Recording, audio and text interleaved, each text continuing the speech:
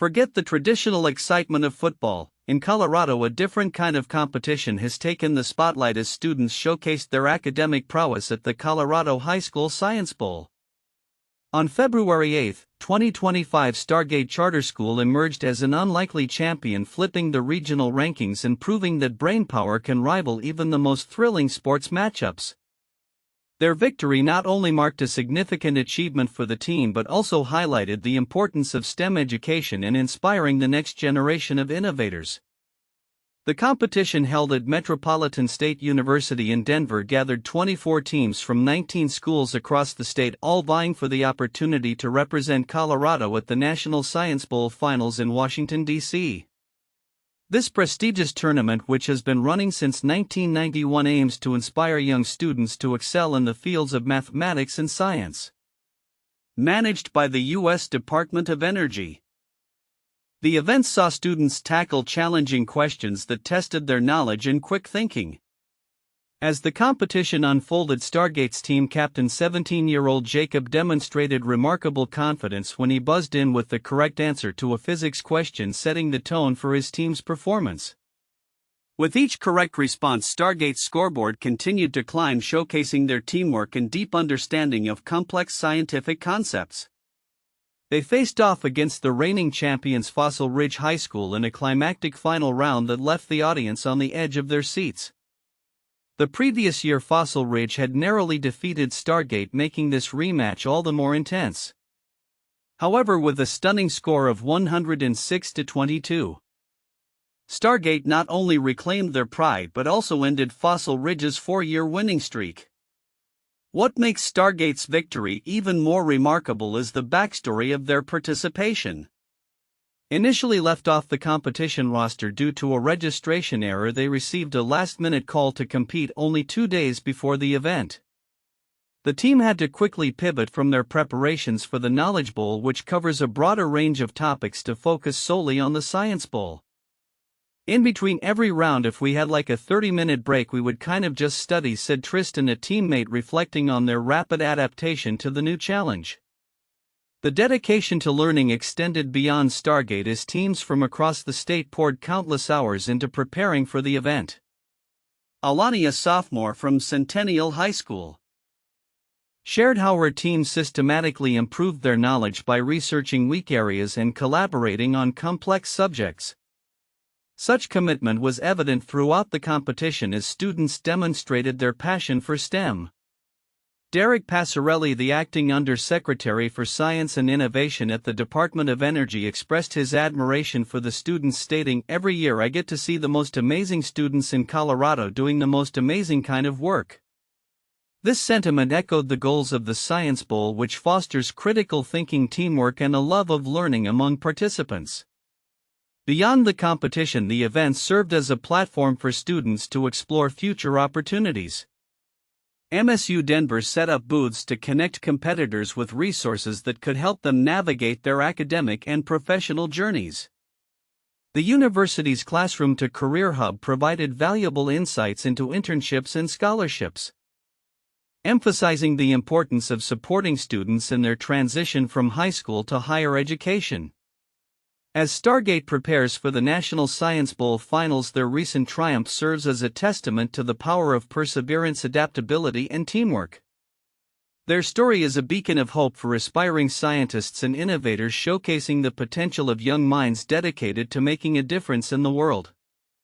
With the finals on the horizon, one thing is clear: the future of science is bright, and these students are ready to take on the challenges ahead. In a promising development for global health, researchers in Australia have made significant strides in developing a new mRNA vaccine targeted at tuberculosis (TB), a disease that has recently reclaimed its title as the world's deadliest infectious disease, surpassing COVID-19.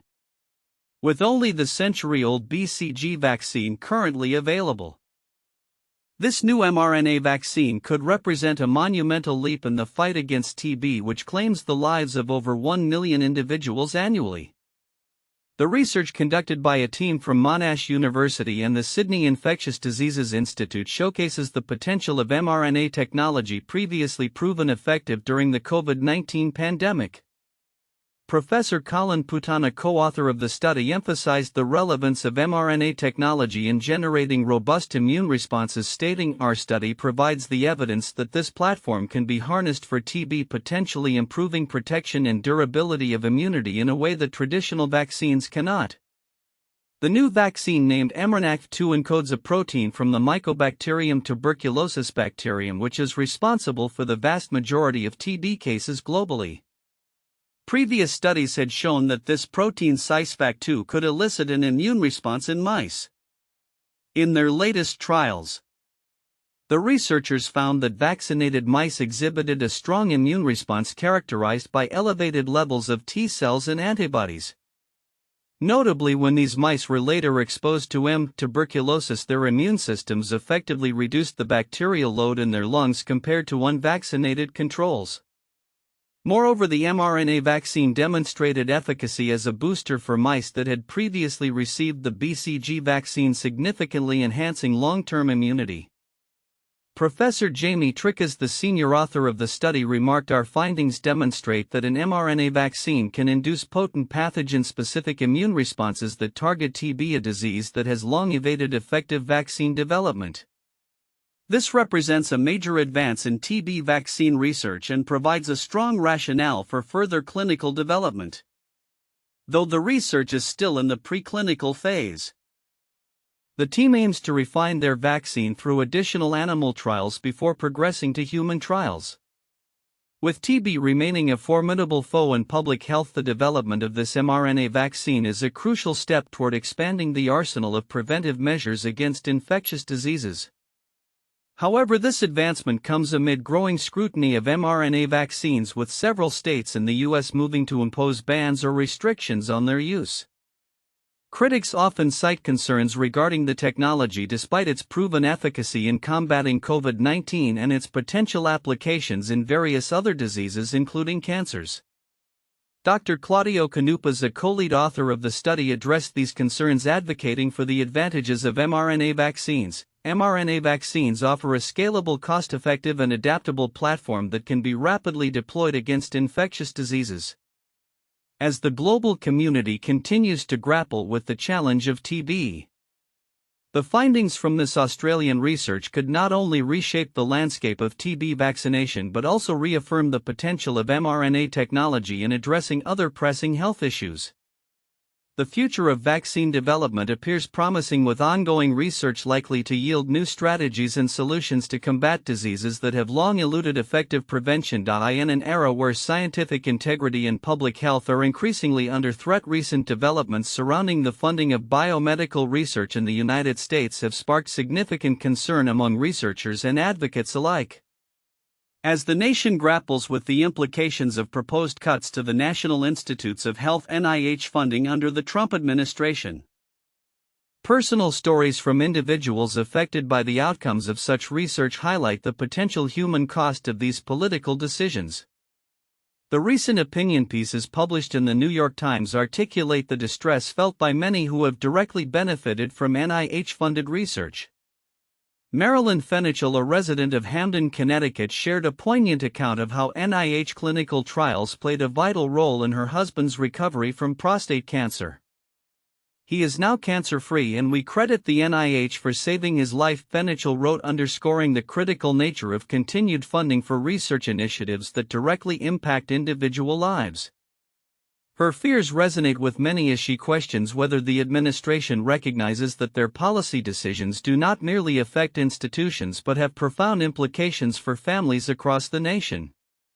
Similarly, Lori Flom, a breast cancer survivor from Pittsburgh, emphasized the essential role NIH funding plays in enabling groundbreaking biomedical research. Putting a freeze on NIH funding could suddenly halt projects that have the potential to cure or alleviate suffering, she warned, reflecting a growing sentiment among Americans who view scientific advancement as a shared national responsibility. According to a recent study, nearly 80% of voters across the political spectrum support taxpayer spending on scientific research, recognizing its importance for public health, economic competitiveness, and national security. The ramifications of funding cuts extend beyond individual anecdotes. they pose a significant threat to America's future as a leader in scientific innovation. Stuart H. Orkin, a professor at Harvard Medical School, highlighted the potential devastation to biomedical research institutions, particularly those in less affluent areas. Without sufficient and predictable funding from the NIH, biomedical research and American competitiveness will suffer a near-fatal blow, he stated, casting a long shadow on the future of medical research. In addition to the immediate effects on research funding, critics assert that these cuts could have severe consequences for the workforce. Daniel Jacobs from Washington pointed out that cutting NIH funding not only jeopardizes the existing jobs it supports but also diminishes opportunities for young scientists to gain essential training and experience. This could erode the pipeline of talent necessary for maintaining the United States' status as a global leader in science and technology. The outcry against these proposed funding cuts serves as a reminder that the intersection of politics and science is fraught with challenges. As Judith Tuller of New York astutely observed, the implications of these decisions transcend political affiliations and impact the health outcomes for all Americans. Don't they care about the future health and well-being of their children and grandchildren? She questioned, emphasizing the collective responsibility that comes with scientific advancement. As the debate continues, the future of NIH funding remains uncertain, yet the voices of those impacted by its work underscore the importance of a robust public commitment to scientific research. The ongoing developments in this arena will not only shape the landscape of American healthcare but will also determine the trajectory of scientific innovation in the years to come. For now, advocates are left hoping that their pleas resonate with policymakers, ensuring that the vital work of biomedical research continues to thrive, ultimately benefiting all Americans. In a remarkable demonstration of the capabilities of artificial intelligence, a new AI tool has solved a complex scientific problem related to superbugs in just 2 days, a task that had taken researchers nearly a decade to understand. This breakthrough, achieved by Professor Jose R. Penades and his team at Imperial College London, highlights the transformative potential of AI in scientific research, particularly as it pertains to the escalating challenge of antibiotic resistance. The journey began when Professor Penades, who had been investigating the mechanisms behind antibiotic-resistant superbugs, utilized Google's AI co-scientist, a cutting-edge tool built on the Gemini 2.0 platform. In a matter of 48 hours, the AI generated hypotheses about the spread of these resistant germs, including a compelling explanation that mirrored the team's own unpublished findings. "I was shopping with somebody. I said, 'Please leave me alone for an hour, I need to digest this thing,'" Penades recounted in an interview with BBC Radio 4, expressing his astonishment at the AI's output, which echoed their own 2-year research effort. Not only did the AI confirm the team's hypothesis, but it also proposed several additional theories that had not been considered, one of which is currently under investigation. This ability to synthesize existing knowledge and generate novel hypotheses is precisely what Google aims to achieve with its AI co-scientist, designed to enhance the research process by generating innovative ideas and refining experimental designs. The implications of this technology extend far beyond the realm of superbugs. As scientists grapple with an overwhelming influx of research data, AI's capability to analyze vast amounts of literature and suggest new research directions could be revolutionary. Google's AI co-scientist can draft literature reviews, propose experiments, and even analyze complex datasets, addressing the growing challenge of information overload in scientific fields. However, the tool's performance in early testing has yielded mixed results. While it has shown superior abilities compared to existing models, some experts caution against over-reliance on AI. For instance, although the system suggested established treatments for certain conditions, it also identified promising drug candidates that had previously gone unnoticed. This duality illustrates the AI's potential to accelerate drug discovery while also raising questions about the originality of its contributions. As AI continues to integrate into scientific workflows, it confronts challenges related to transparency, reproducibility, and bias in data sourcing. Concerns have been raised that the AI's reliance on existing datasets may perpetuate existing biases in research. Furthermore, there are lingering questions about accountability and intellectual property, especially in tightly regulated industries like pharmaceuticals. Despite these challenges, the enthusiasm among researchers about the AI co-scientist's potential is palpable. Panades believes that this technology could fundamentally alter the landscape of scientific research. "I feel this will change science definitely," he stated, encapsulating the optimism surrounding AI's role in accelerating discovery. As the AI co-scientist remains in its experimental phase, its future applications are being closely monitored. Researchers participating in Google's Trusted Tester program will explore its capabilities further. If successful, this AI tool could significantly reduce research timelines and costs, opening new avenues for discovery in fields ranging from drug development to personalized medicine. In conclusion, as AI tools like Google's co-scientist evolve, they promise not only to enhance the pace of scientific research but also to redefine the collaborative nature of scientific inquiry. While challenges remain, the ongoing integration of AI into research could herald a new era of innovation where the synergy between human researchers and AI leads to unprecedented breakthroughs in our understanding of complex scientific problems. In a remarkable achievement for nuclear fusion research, the West Tokamak reactor in southern France has set a new world record by maintaining plasma for over 22 minutes, specifically 1:337 seconds. This milestone surpasses the previous record held by China's East reactor, which had confined plasma for 1,066 seconds. The successful experiment, conducted by the French government-funded research organization the Alternative Energies and Atomic Energy Commission (CEA), is seen as a significant leap toward realizing the potential of fusion energy as a clean and virtually limitless source of power. Nuclear fusion, often referred to as the holy grail of energy production, mimics the process that powers the sun.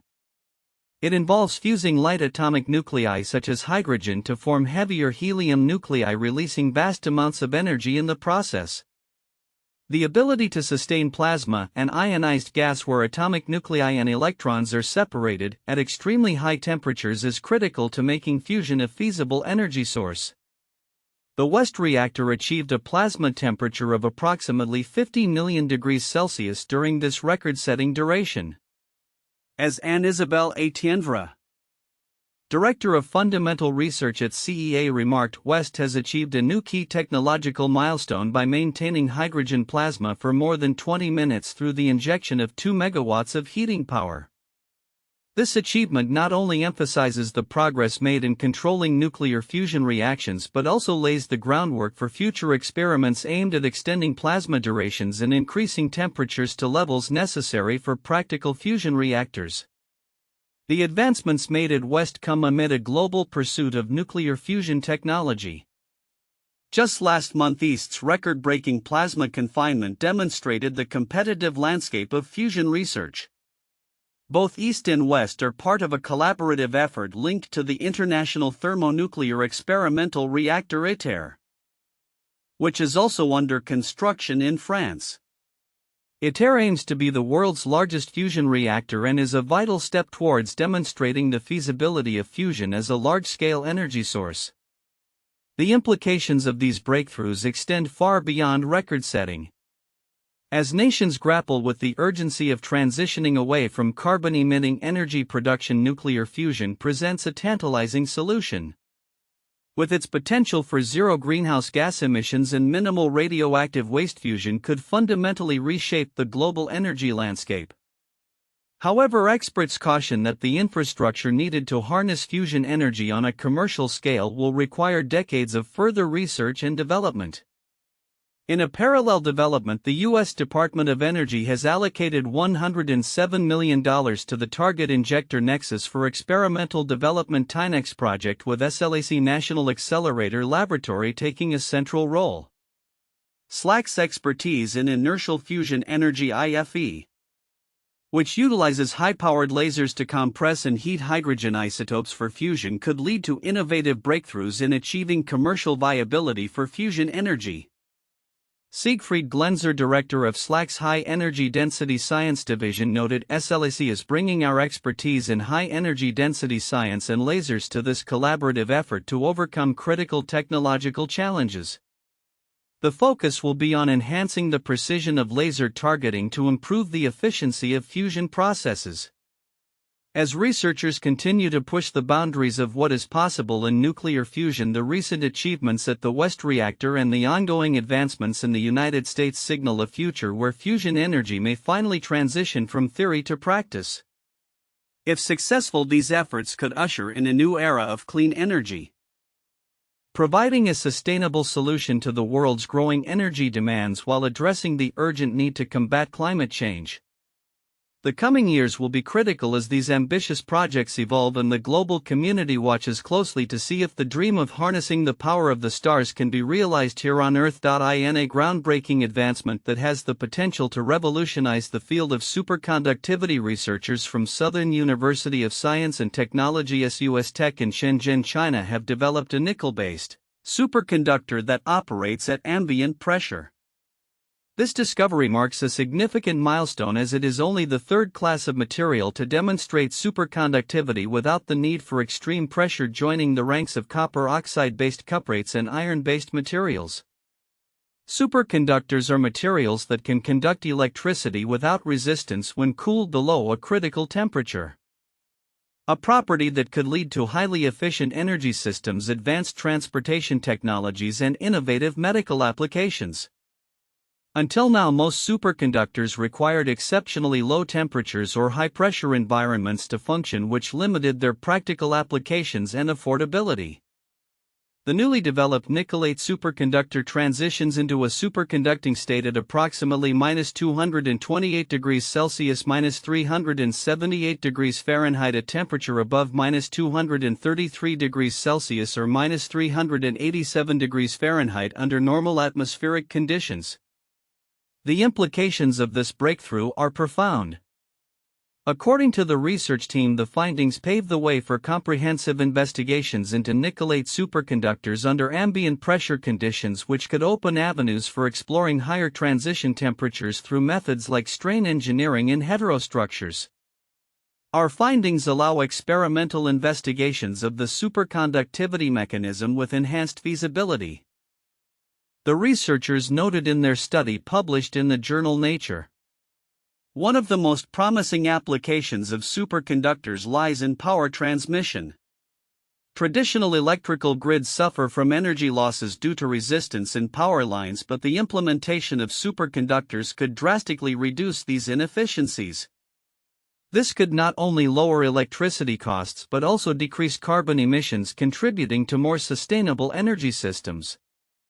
Furthermore, the development of high-temperature superconductors could lead to more widespread use of magnetic levitation maglev trains, which rely on superconducting magnets to operate. As the costs associated with maintaining superconducting conditions decrease, the feasibility of maglev technology for high-speed frictionless travel becomes more attainable. The research team spent 3 years developing a unique method to fabricate the nickel-8 superconductor, which consists of nickel oxygen and 2 rare earth metals, lanthanum and praseodymium.